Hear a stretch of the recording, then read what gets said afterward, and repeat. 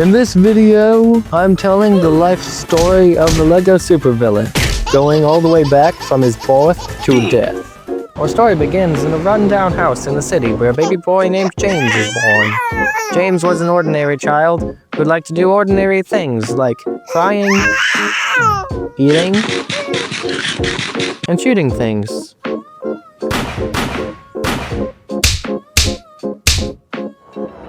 When James was 2, a shady figure appeared at his house.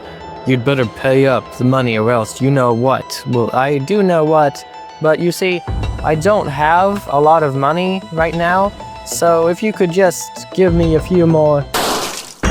James couldn't believe what he was seeing. There on the floor was his dad. And James decided he was going to do something about it. For the next 4 years, all James did was train, sun up and sun down, until it was school time, and James enlisted to a very specific one. How do we know you're really good enough to be in here? I see. James got in without much trouble and began to climb the corporate ladder, spending the next 4 years mastering the arts of fighting,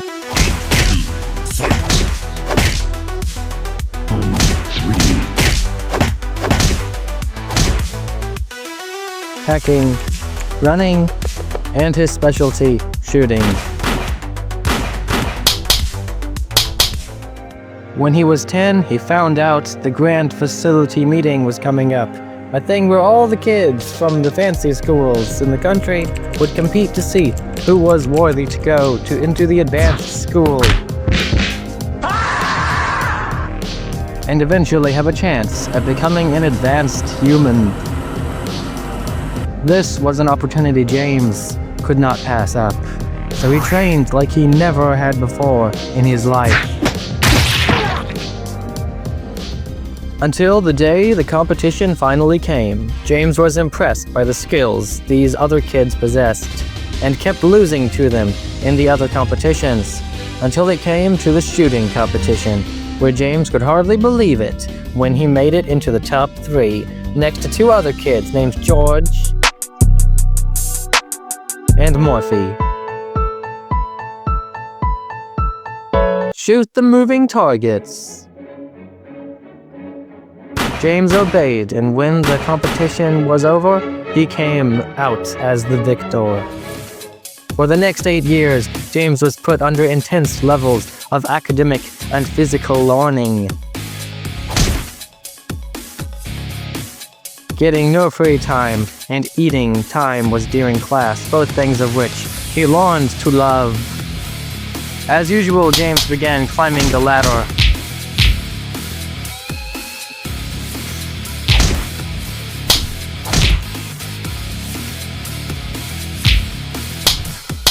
And by the time the 8 years were up, he was at the top, and not only shooting, but coding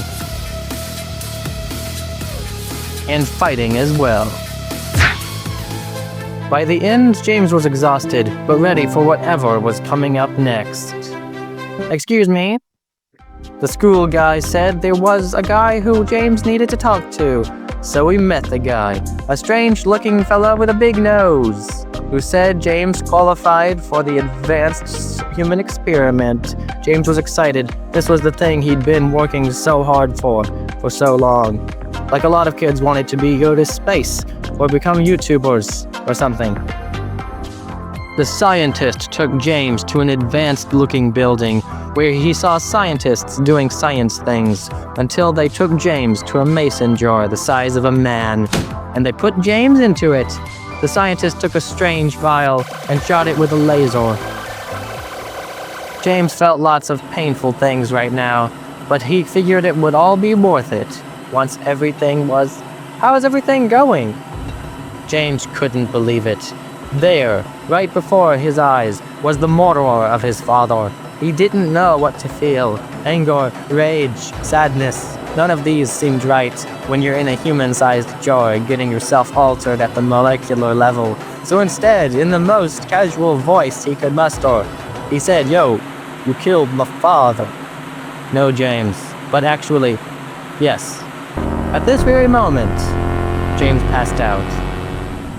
And when he woke up, he found his hair was shriveled, his eye was broken, one of his teeth was very broken somehow, and his arms showed to be transparent. Hello, James. Now, before you start jumping to conclusions, please know that I had a good reason for killing your father and leaving you to swim in the trauma of it. No! James was angry now and torn through whatever restraints they had placed. He was like almost on autopilot. He flew out, leaving a burning building behind him. James kept flying for a while before entering the woods. He then realized that in everything he'd spent his life doing, he'd forgotten what it was all for. Every punch punched, every shot fired, was to avenge his father who died so long ago. And whenever he'd finally had a chance to do that, he ran backwards instead of forwards. Well, backwards no more. James stole a new outfit, which is wrong, obviously, but he's a supervillain, so what do you expect? And then went back to the facility where he trashed it. Tell the shady figure if he wants me to stop bothering him, to meet me in the forest, and we can finish this, once for and for all. Well, if that's the way he wants it, then that's the way I'll have it. Please smash the subscribe and like buttons. The shady figure entered into the forest. It didn't take long to find James, and he was ready as he'd ever be anyway.